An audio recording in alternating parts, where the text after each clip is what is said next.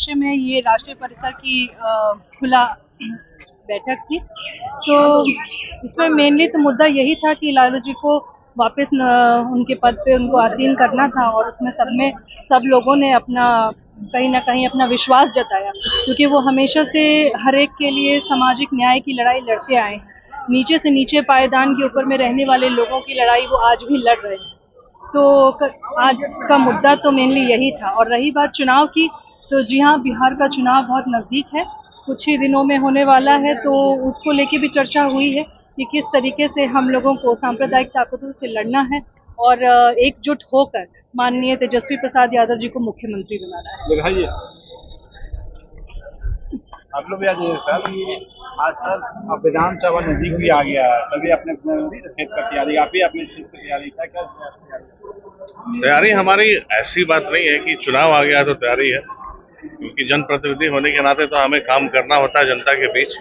तो लगातार हमने जनता के बीच काम किया है, और उस काम के आधार पर और तेजस्वी जी के जो दिखा हुए मार्गदर्शन है और जो उन्होंने युवाओं के लिए, महिलाओं के लिए, बुजुर्गों के लिए और जो वंचित हैं, शोषित हैं और जो अल्पसंख्यक हैं हमारे राज्य के, उनके लिए जो घोषणाएं की हैं आगामी चुनाव के लिए, उन सब विश्वास और उन सब घोषणाओं के साथ हम चुनाव में जाएंगे।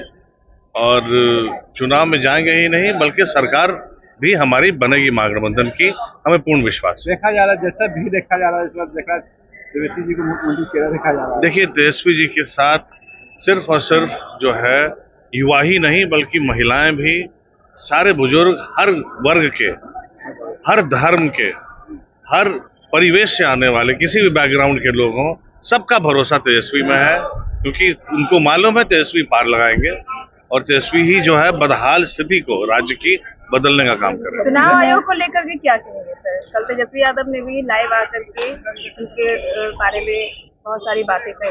देखिए, जब चुनाव आता है तो हमेशा ये जो है नई जो है कबूतर निकाल के लाते हैं ये लोग, केंद्र सरकार वाले, कि किस तरह से। अब आप देखिए, वोटर पुनरीक्षण कार्यक्रम कर रहे हैं। जिस वोटर लिस्ट के ऊपर अभी कुछ दिन पहले, 1 साल पहले लोकसभा चुनाव हुए और उससे भारत की सरकार बनी, उस पर भरोसा नहीं है इनको। अब ये कहते हैं कि पुनरीक्षण होगा, वो भी 30 दिन के अंदर BLO जो है सब लोगों के घर जाएगा। अब आप देखिए, बिहार जैसे राज्य में जहां पलायन सबसे बड़ी समस्या है, बिहार के 60 से 70% लोग जो है बिहार के बाहर काम कर रहे हैं, रोजगार में है या जो भी है, श्रम कर रहे हैं। अब उन लोगों का आप सोचिए, उनका तो वोटर लिस्ट में नाम अब चढ़ेगा नहीं, क्योंकि वो बिहार में है नहीं। जब BLO जाएगा उनके घर में, वो मिलेंगे नहीं। तो आप समझिए 7 करोड़ मतदाता संख्या को 3 करोड़ पे लाने की साजिश है, ताकि 3 करोड़ इनके अपने लोग जो है उसमें ज्यादातर हो और वो वोट करें।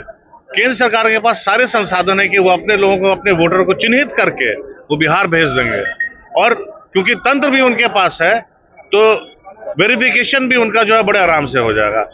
समस्या यहाँ ये आती है कि हमारे वोटर्स सबसे ज्यादा छूटेंगे, इस वजह से हमने विरोध दर्ज करा। मैं ओबरा विधायक ऋषि कुमार हूँ। धन्यवाद।